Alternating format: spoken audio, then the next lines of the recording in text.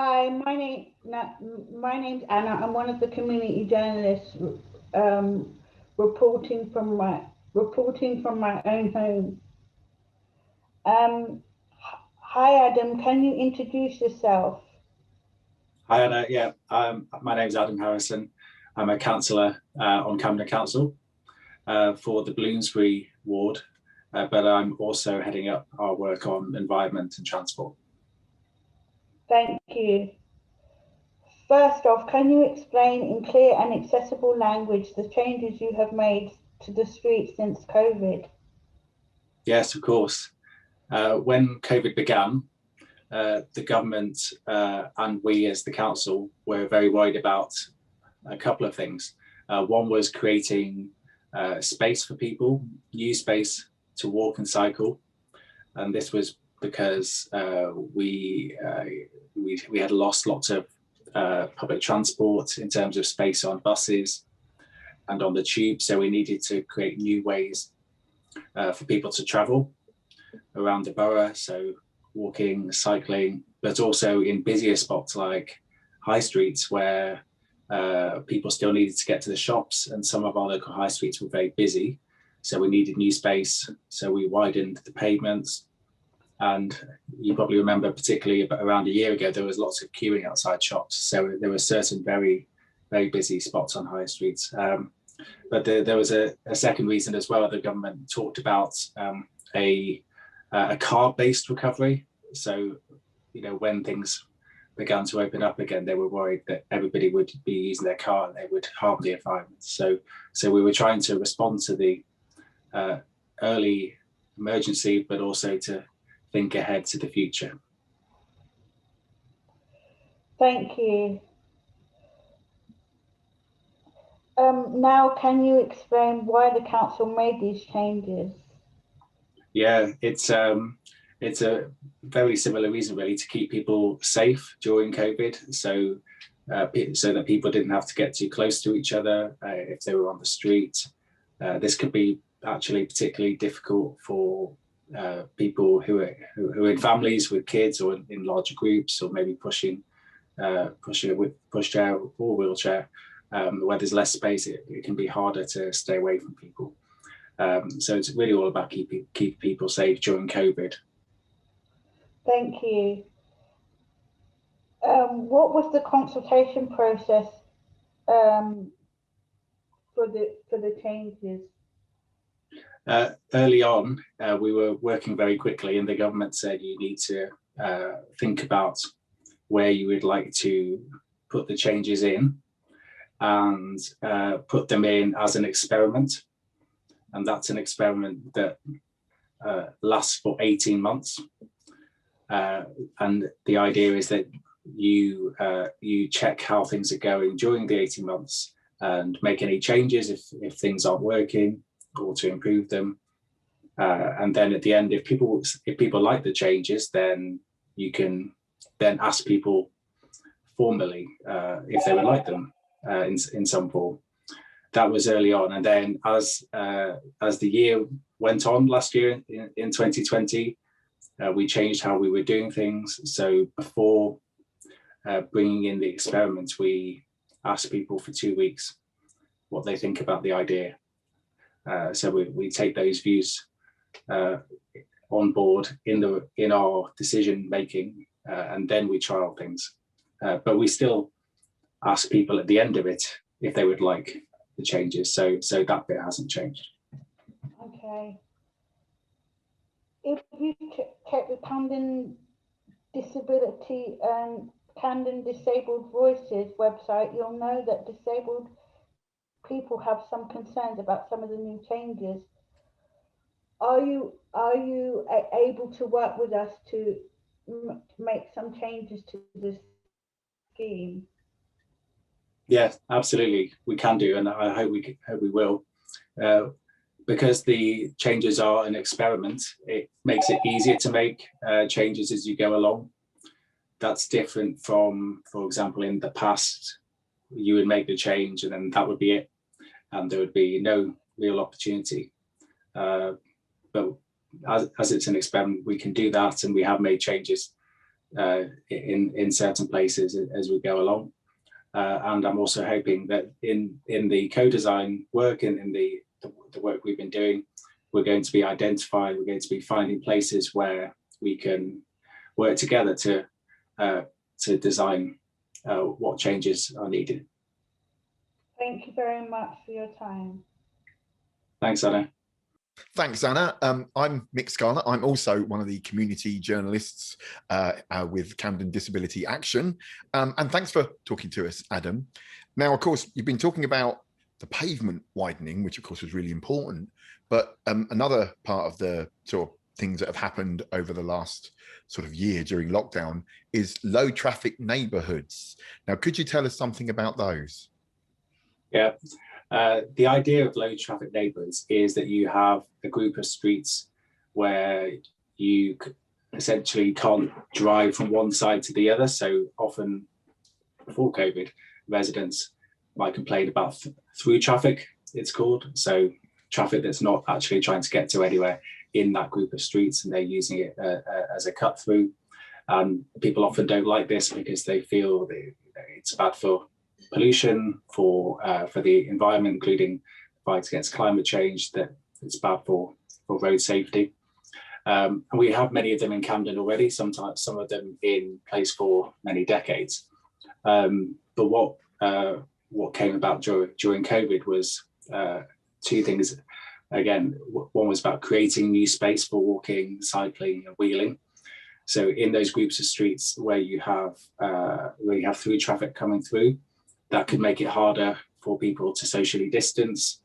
Certainly, especially early on, I remember having to step in the road at times to stay away from people, and we were worried about that. So it was about making our roads safer. Also about encouraging people to not to feel safe cycling, for example, or using other forms of travel. And if you have less motor traffic on the street, people are more likely to feel safe doing that and are more likely to take it up.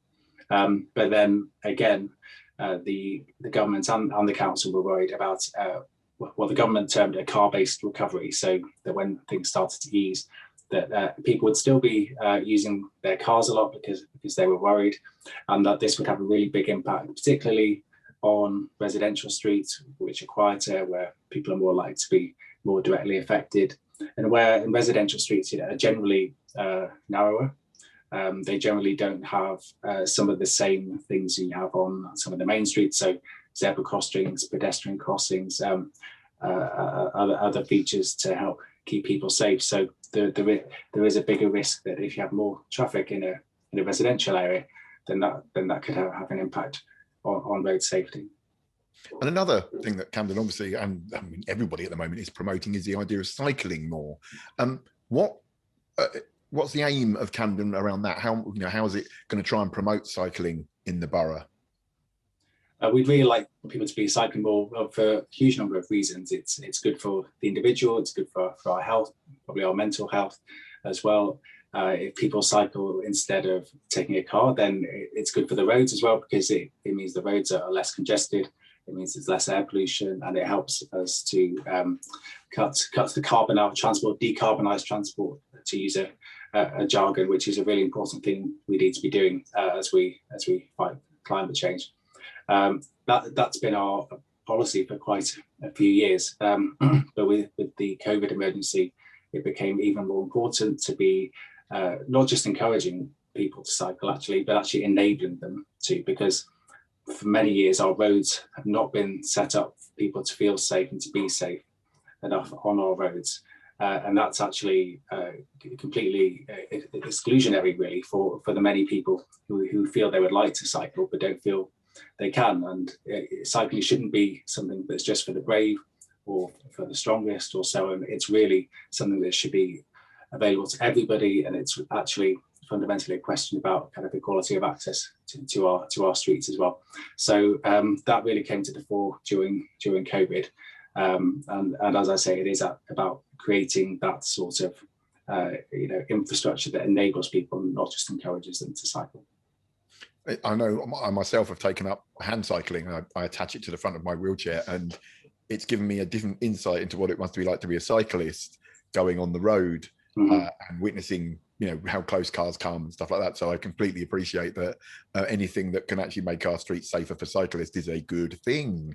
Now, of course, you know that I also like to highlight some of the issues that we have. I mean, there are some sort of problems that disabled people are facing with these different schemes being rolled out. What does the council plan to do to make sure that as these schemes are being reassessed, that the voices of disabled people are listened to, and maybe what changes, how will they be able to make changes to them so that they are more inclusive? Many of the schemes, or all the schemes have been introduced as experiments. So that means we have the flexibility to make changes as we go, instead of just consulting once on permanent changes and then they go in and then that's it, project's done. So we have the ability to be able to make changes as we go.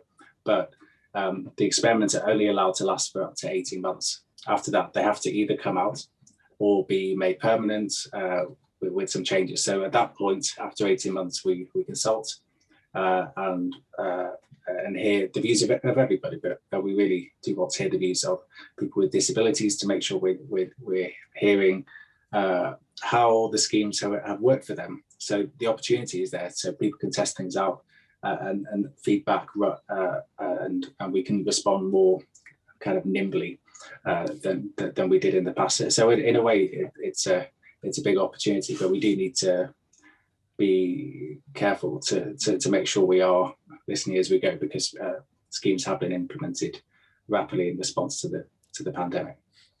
I mean, that's wonderful, because of course, yeah, there have been some things done. I mean, I know Anna and myself live inside one of the low traffic neighborhoods, and it has made, because both Anna and myself are wheelchair users, we tend to have to occasionally use cabs or drive.